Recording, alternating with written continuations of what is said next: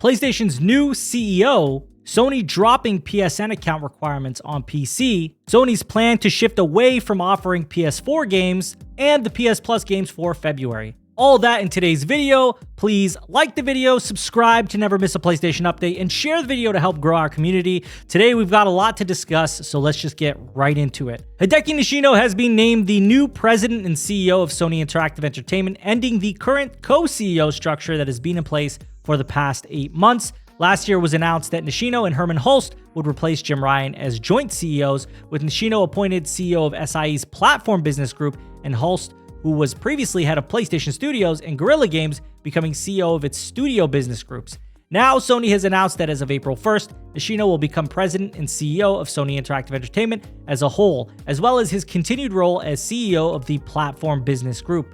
Hulst will continue to serve as a CEO of the Studio Business Group, but will now report to Nishino. Sony Group President, COO, and CFO Hiroki Totoki, who had been serving as chairman of SIE with Nishino and Hulst reporting to him, will now step down from the role to become president and CEO of Sony Group, allowing Nishino to lead SIE. Now, of course, this big shakeup, or kind of a big shakeup, has some people questioning why this is happening.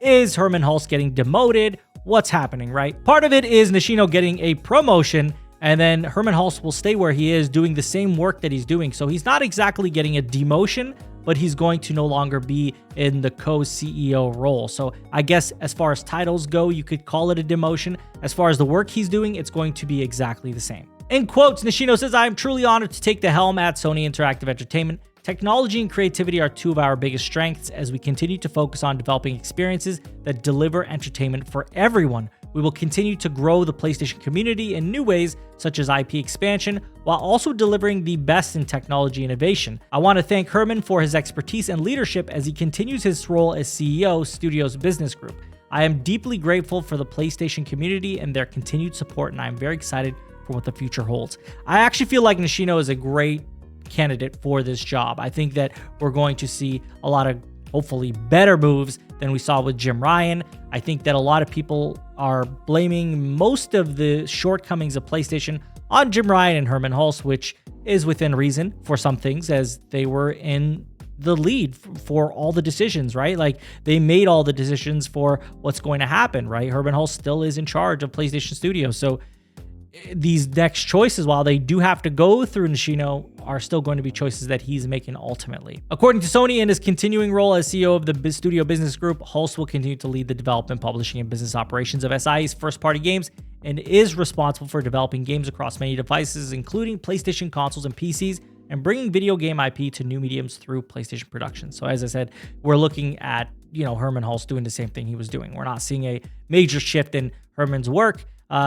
More so that there's just kind of like he's no longer got that title of co-CEO. And now we have Nishino taking the head of PlayStation and making all the big decisions as far as what gets done and what doesn't get done. So I guess to a degree, yeah, it does make a difference, and we'll see what choices they make and how those will impact them. Next, we're talking about PC players not having to log in to PSN to access games. PC players will soon no longer require a PlayStation Network account to play Sony's first-party games, but having one will now also unlock in-game extras. With the release of Marvel's Spider-Man 2 for PC on January 30th, having a PSN account to play the game will be optional. That will also be the case with previously released titles like God of War Ragnarok, Horizon Zero Dawn Remastered, and The Last of Us Part 2 Remastered, which will be released in April 3rd of 2025.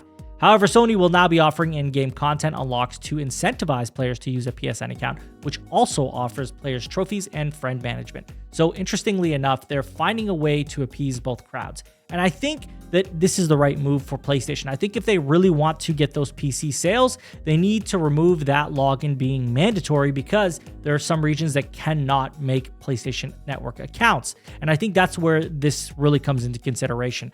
Most people are thinking about this as like, well, what's the big deal? You can just create a login and it's not really that huge of a deal. But if it's not even available in your region, then it's a situation where you cannot do that, right? Without going through some major loopholes to find a way to create an account, which is also against terms of service. So really, you're not supposed to do that. So with this in place, I think they're going to find greater sales numbers, and I think they're going to probably satiate an audience out there that is wanting to play PlayStation games, especially if you look at Helldivers 2 and you look at games like that find major success in the PC market, this gives these other games a chance to find major success as well when you alleviate that whole need for having to be in a region or having to have a PSN account. Definitely make it worthwhile for them to remove that. I think we're going to definitely see some benefits there.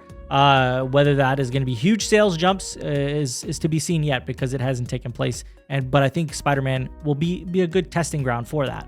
Next, we're going to be talking about Sony's intention to shift away from PS4 games and the monthly PlayStation games. Sony's announced its intention to shift away from offering PS4 games as part of its monthly PlayStation Plus offerings. Starting in 2026, offering PS4 games will no longer be a key benefit of the service, with Sony instead turning its focus to providing PS5 titles. So that's not even, like, to me, a bad thing. Like, this is them moving on to PS5, giving us PS5 games because, well, there's a lot of us on the PS5 platform which would like PS5 games. In quotes, they say, as many of our players are currently playing on PS5 and shifted toward redeeming and accessing PS5 titles from the monthly games and game catalog benefit, PlayStation Plus is also evolving with this trend and will focus on offering PS5 titles through the monthly games and game catalog benefit starting January 2026, said Adam Mitchell, Sony Interactive Entertainment's Director, Game Services Content. They say we may still provide titles that can be played on both PS4 and PS5 consoles after this date, but this move won't affect the PS4 monthly games that players have already redeemed from PS Plus, which will still be accessible as long as they remain a member. So in truth, man, seeing this is actually, in my eyes, is a good thing, because we're getting PS5 games now for the monthly games, or cross-gen titles, which is also great. I mean, we're in a place now where we should be looking at PS5 games now already. I mean, the PS4 gen is kind of extended way longer than a lot of us thought would actually happen. So very exciting stuff as far as that goes. I'm happy to see that. I think it's a good thing, and I want to see them offer more PS5 games, whatever those games are. We'll see. I'm sure there will be a lot of downloadable games. They won't all be AAA releases. We know that that's not the case. So nonetheless, I still think moving in that direction is a positive thing. In that same vein, we're going to talk about the PS Plus games for February for essential games, and they're adding Payday 3 for PS5, High on Life for PS4, PS5, and Pac-Man World Re-Pac for PS4, PS5. Some cool titles to take a look at. Nothing groundbreaking here. I mean, Payday 3 will be interesting. High on Life for those who missed it when it did come out, but nothing too crazy, but also not too bad of a month, at least in my opinion. But this is where I turn it over to you guys. Let me know what you guys think about all this with the shift to only one CEO. How are you guys feeling about that? How are you feeling about Sony dropping network accounts, logins being required for PC releases? And what do you think of them shifting away from PS4 games on PS Plus essential lineups? Let me know down in the comments. As always, if you enjoyed the video, please, let's try to get 200 likes on this video. Subscribe to never miss a PlayStation update and share the video to help grow our community. I thank you all for watching. Take care.